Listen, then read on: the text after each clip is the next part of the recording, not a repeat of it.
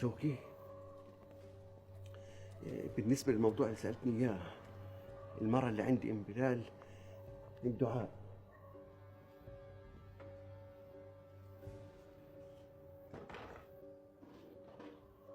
ماشي الله يبارك، سلام.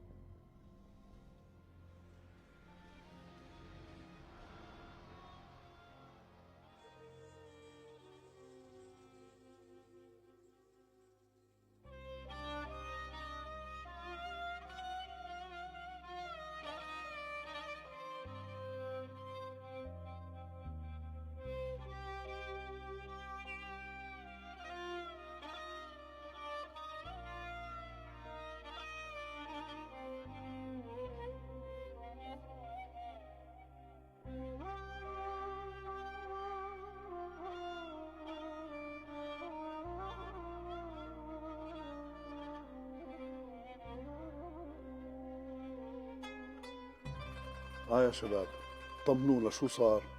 لفينا كل تل الصبر، مش مبين لها أثر. يعني وين بدها تكون راحت؟ معقول طلعت مشوار هان ولا هان؟ هاي نور. يا عمي يا نور، طمنا شو صار؟ طمن يا عمي، لكناها وهي صارت في بيتها. وين كاينة؟ هي بتقول إنها كانت في المقبرة عند قبر ابنها بلال.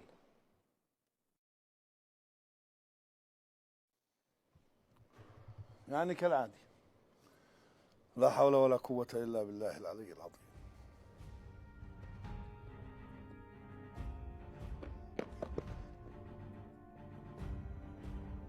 خليل، طمنا شو أخبار عمك خلدون؟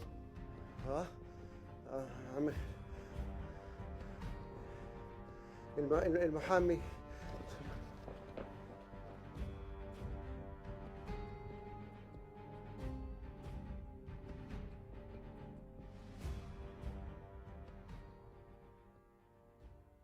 خلدون، بدك تجنني؟ حبسوك مشان حلم؟ يا زلمه كنت قاعد باب السوبر ماركت وقاعد بخرف بقصه انا. طيب اهو اتذكر منيح، خليل بكى موجود.